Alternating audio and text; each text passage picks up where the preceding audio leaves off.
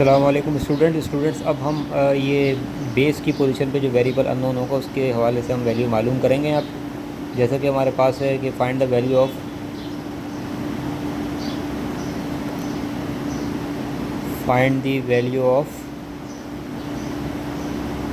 A in the following.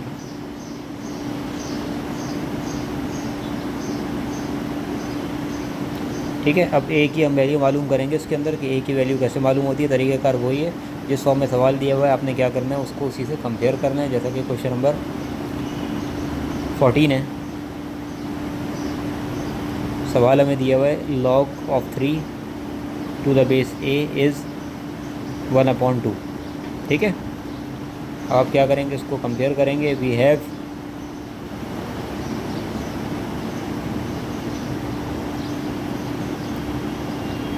log of base A is 1/2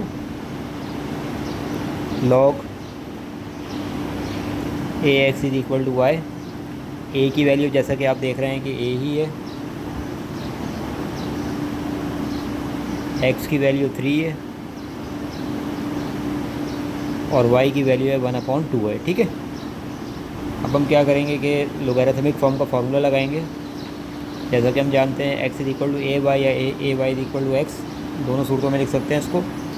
अब x की जगह पे 3, ए की जगह ए ही आएगा, वाई की जगह क्या आएगा 1/2। ठीक है, अब ये 1/2 है, जो भी ये पावर होगी अब हमें ए मालूम करना है। अब यहाँ पे एक बात समझ लें कि जो भी आपके पास पावर होगी आपने क्या करना है कि उस पावर के मुताबिक ही आपने दोनों तरफ आपने पावर लेनी है। ठीक है, जैसे कि स्क्वायर है, ये 2 है, तो आप क्या करेंगे 2 को ख़त्म करने के लिए अगर हम इसको 1/2 को 2 से मल्टीप्लाई करेंगे तो वो ख़त्म होगा। इस तरह आप जो पावर यहाँ पे है वो ये इसके डिनोमिनेटर में पावर के उसी वो होल पावर दोनों जानिब आपने लेनी है। ठीक है, तो हम क्या करेंगे, taking square on both side, 2 को स्क्वायर भी कहते हैं 2 पावर को, taking square on both side या स्क्वायरिंग ऑन बोथ साइड्स।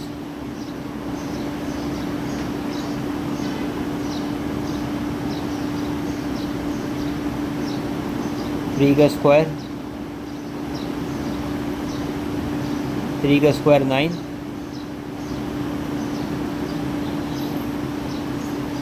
ए की वैल्यू इस तरीके से 9 आ गई। तो अगर यहाँ पे 1/3 होता तो दोनों तरफ 3 पावर लेते, 1/4 होता तो दोनों तरफ 4 पावर लेते। तो ये इसका तरीका होगा कि जो पावर आपको दी जाएगी आप क्या करेंगे कि उसी जो पावर आपको होगी बचेगी उसी की रेसिप्रोकल वैल्यू जो है वो पावर में आप ले लेंगे और इस तरीके से आप उसको कैंसिल कर देंगे। ठीक है, तो इस तरीके से हमने क्या देखा कि जो बेस की जगह पे जो वैल्यू थी उसकी हमने उस वेरिएबल की वैल्यू हमने मालूम कर ली। ठीक है, एक और सवाल देखते हैं फिर हम। इस तरह स्टूडेंट हमारे पास एक और सवाल है, क्वेश्चन नंबर 15 है, 1/25 - 2/3 वी हैव, वही पैटर्न सवाल का,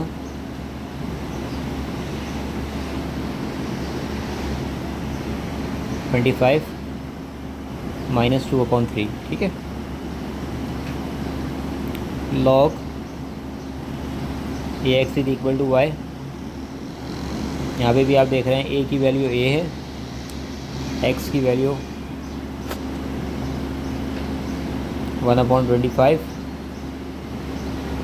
और y की वैल्यू है -2/3।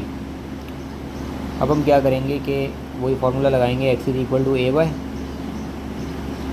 एक्स की जगह 1/25,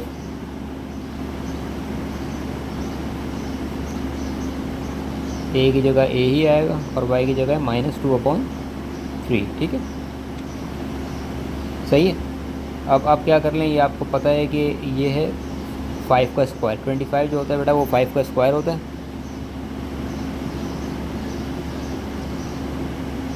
और आप क्या कर लें, इसका रेसिप्रोकल कर लें और रेसिप्रोकल करेंगे तो पावर -2 हो जाएगी। अब आपको एक आसान सी बात बताई थी कि यहाँ पे क्या है, यहाँ पे जो पावर है वो -2/3 है, तो इसके रेसिप्रोकल ले लें कि दोनों तरफ पावर आप क्या ले लें, -2/3 है तो -3/2 ले लें। ठीक है,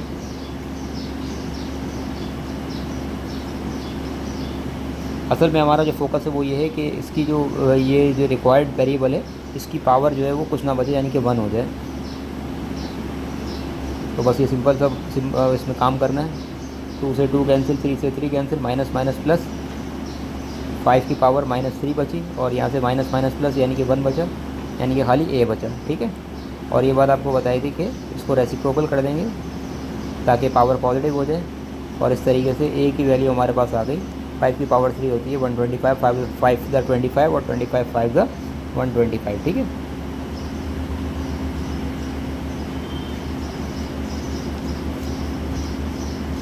इस तरीके से आपने देखा कि हमने इसको सॉल्व कर लिया।